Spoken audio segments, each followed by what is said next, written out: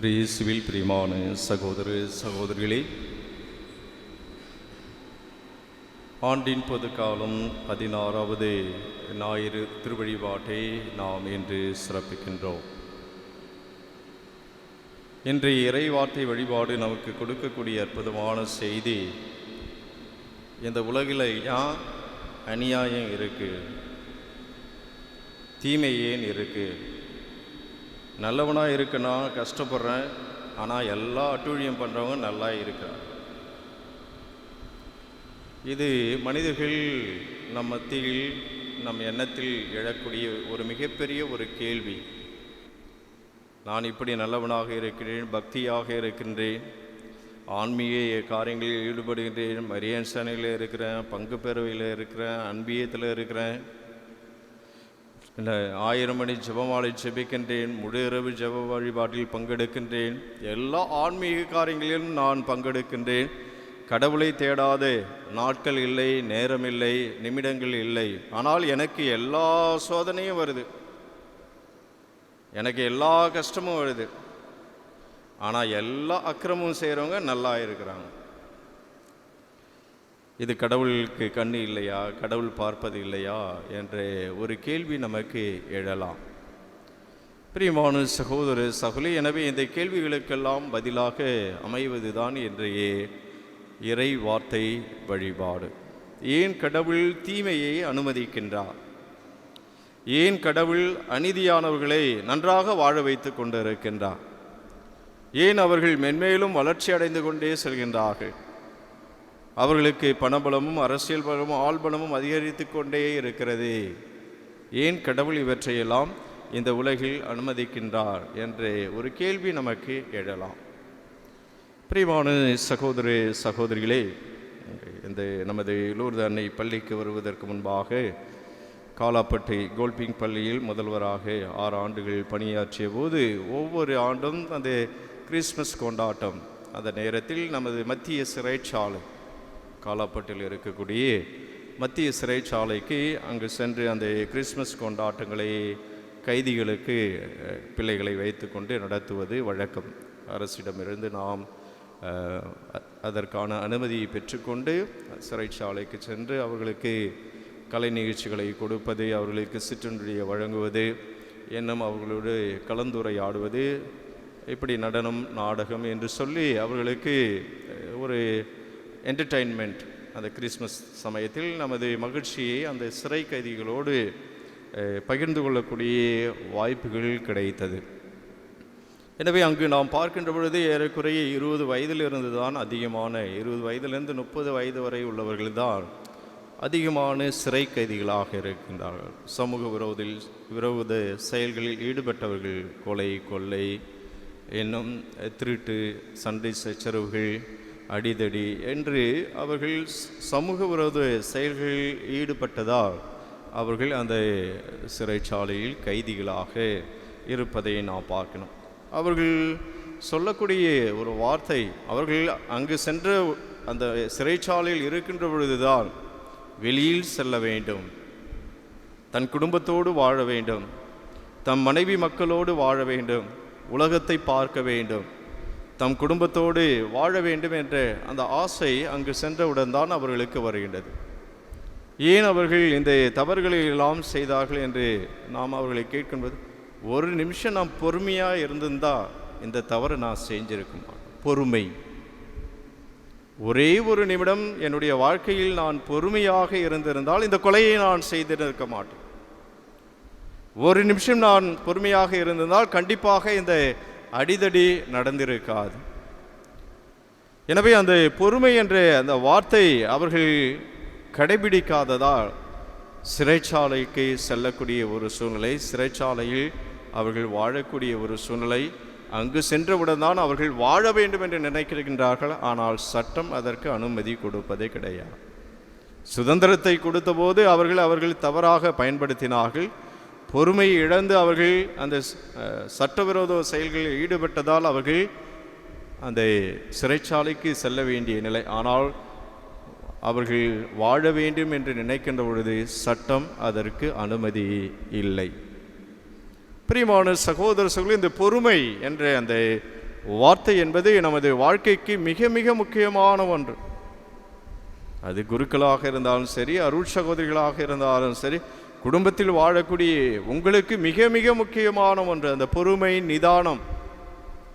ஏனென்று சொன்னால், நாம் பொறுமையை இழந்து விடுகின்ற பொழுது அந்த குடும்பத்தில் எவ்வளவோ பிரச்சனைகளை நாம் சந்திக்கின்றோம்.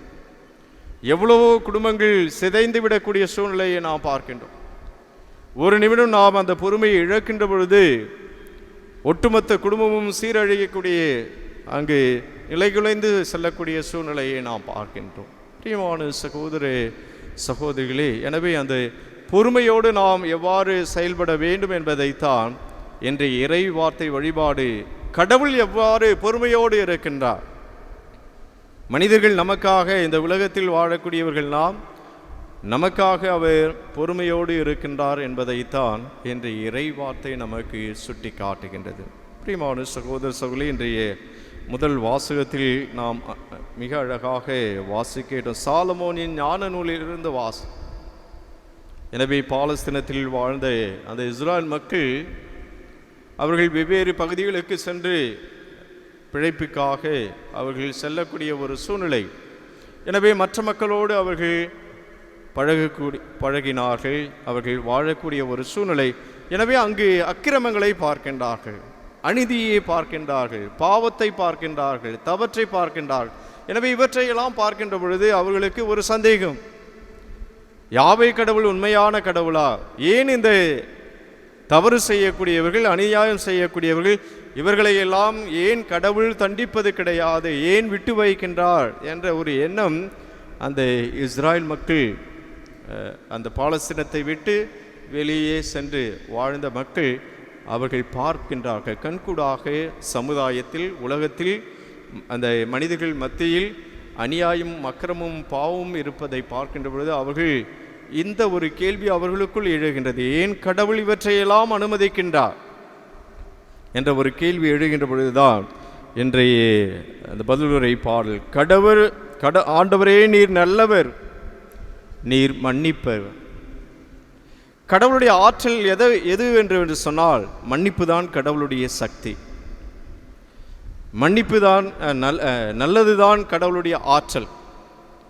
எனவே அந்த பரிவு, இரக்கம், மன்னிப்பு இவையெல்லாம் கடவுளுடைய ஆற்றலாக, சக்தியாக இருப்பதால் தான் இந்த உலகில் நாம் வாழ்ந்து கொண்டு இருக்கின்றோம் என்பதை இன்றைய முதல் வாசகத்தின் வழியாக நமக்கு சுட்டி காட்டுகின்றார். அதைத்தான் இன்றைய நற்செய்தி வாசகம் நாம், ஒரு நிலக்கிழார் விதையை விதைக்கின்றார், அந்த விதைகளோடு சேர்ந்து அங்கு களைகளும் வளர்கின்றன. எந்த விவசாயி களைகளை விட்டு வைப்பார்? சற்று யோசித்து பாருங்கள். 3 மாதத்துக்கு ஒரு தடவை, 6 மாதத்துக்கு ஒரு தடவை அந்த களைகளை பிடுங்கிக் கொண்டே இருக்க வேணும். அப்போ தான் நல்ல நாம் போடக்கூடிய உரம், அந்த பாய்ச்சக்கூடிய அந்த தண்ணீர், இவையெல்லாம் சரியாக அந்த விதையை வளரச் செய்து நல்ல விளைச்சலை கொடுக்கும். எந்த உலகத்தினுடைய பார்வையில் எந்த ஒரு விவசாயியும் கண்டிப்பாக களைகளை விடமாட்டார், உடனே பிடுங்கி எடுத்து விடுவார். ஏன் என்று சொன்னால், நல்ல விதைகள் விதைத்தால் தான் அவை நல்ல விளைச்சலை கொடுக்கும். அதன் வழியாக அவர் வாழ்வில் முன்னேற முடியும், பொருளாதாரத்தை அவர் ஈட்ட முடியும். எனவே ஒரு விவசாயி கண்டிப்பாக களைகளை விடவே மாட்டார். ஆனால் இங்கு பாருங்கள், கடவுள் இரண்டையும் வளர விடுங்கள், நல்லதையும் வளர விடுங்கள், தீமையையும் வளர விடுங்கள். எதுவரை? உலகம் முடியும் வரை. பிரியமான சகோதரர், ஆனால் தான் சினிமாவில் நாம் பார்க்கின்றோம், நல்லவர்களை கடவுள் சோதிப்பார், ஆனால் கைவிட மாட்டார்.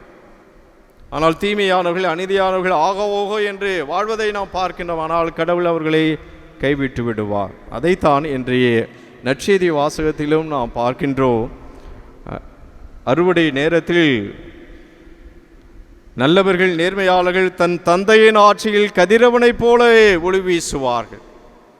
இப்போ நம்ம கேள்விக்கு இதுதான் பதில். அப்போ நான் நல்லவனாக இருந்தால் எனக்கு என்ன? கடவுளிடத்தில் நாம் இருப்போம்.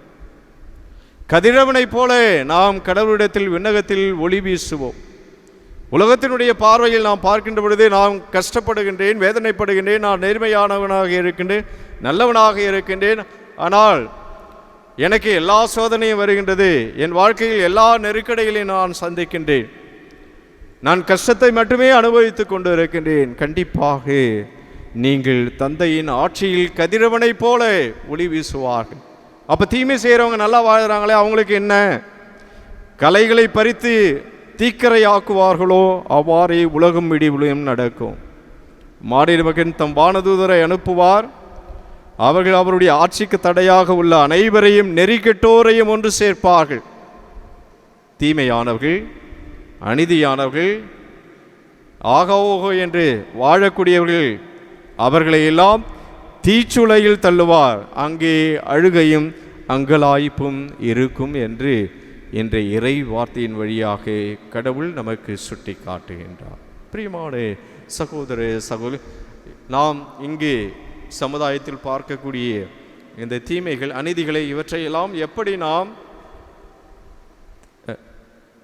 இவற்றை எப்படி நாம் அகற்றுவது என்று நாம் சிந்திக்கின்ற பொழுது, எங்களுடைய பெரிய குடும்பத்தில் எங்களுக்கு பாடம் எடுக்கின்ற பொழுது இந்த ஒரு கேள்வி, how to eradicate evil in the society, how to eradicate evil in the society, இந்த உலகில் பார்க்கக்கூடிய தீமைகளை எவ்வாறு நாம் அகற்ற முடியும் என்று அந்த ஒரு கேள்விக்கு பதில் என்ன? Do good, do good. நல்லவைகளை நாம் செய்கின்ற பொழுது, நல்லவைகளை அதிகரிக்கின்ற பொழுதுதான் தீமைகள் மறையும். How to eradicate evil in the society? Do good, be good. நல்லவர்களாக இருக்கின்ற பொழுது, நல்லதை செய்கின்ற பொழுது இந்த சமுதாயத்தில் தீமை தானாகவே மறைந்துவிடும். அப்போ எல்லாரும் நாம் நல்லவர்களாக இருந்து இந்த உலகத்தில் நன்மையை செய்கின்ற பொழுது கண்டிப்பாக அந்த கேள்விக்கான பதில், இந்த உலகத்தில் இந்த சமுதாயத்தில் தீமை இருக்காது, அநியாயம் இருக்காது, அக்கிரமங்கள் இருக்காது. பிரியமான சகோதர சகோதரி, எனவே கடவுள் நம் மட்டில் அவர் பொறுமையாக இருக்கின்றார். ஏன் பொறுமையாக இருக்கின்றார்? நாம் மீட்பு பெற வேண்டும், நாம் வாழ்வு பெற வேண்டும், நாம் அழிந்து விடக்கூடாது என்பதற்காக தான் கடவுள் பொறுமையாக இருக்கின்றார். எனவே இந்த ஒரு புண்ணியத்தை இன்று நாம் கற்றுக்கொள்வோம். என் வாழ்க்கையில் நான் நிதானமாக செயல்படுவேன், என் வாழ்க்கையில் நான் பொறுமையோடு செயல்படுவேன். பொறுமையோடு எந்த ஒரு மனிதன் செயல்படுகிறானோ அந்த குடும்பம் அமைதியான குடும்பமாக இருக்கும், அந்த குடும்பம் மகிழ்ச்சியான குடும்பமாக இருக்கும், அந்த குடும்பம் எப்பொழுதும் ஒற்றுமையாக இருக்கும், அந்த குடும்பம் எப்பொழுதும் நிம்மதியான குடும்பமாக இருக்கும், அந்த குடும்பத்தில் எப்பொழுதும் மகிழ்ச்சி மட்டுமே இருக்கும். எல்லாருமே நாம் பொறுமை இழந்துவிட்டால் கண்டிப்பாக அது நரகமாக மாறிவிடும். பிரியமான சகோதரர், பொறுத்தார் பூமி ஆழ்வார்கள் என்று சொல்வார். எனவே பொறுமையோடு இருக்கக்கூடியவர்கள் தான் நல்ல வாழ்க்கையை வாழ முடியும். எனவே இந்த பொறுமை என்ற அந்த புண்ணியத்தை என்ற இறை வார்த்தை கடவுள் நமக்கு கற்றுக் கொடுக்கின்றார். சமுதாயத்தில் நாம் வாழக்கூடிய குடும்பத்தில் பொறுமையோடு இருப்போம், நல்லவர்களாக இருப்போம், நல்லதை செய்வோம். கண்டிப்பாக இந்த உலகத்தில் உள்ள தீமைகளை, அநியாயங்களை, அக்கிரமங்களை நம்மால் அகற்ற முடியும். ஆம்.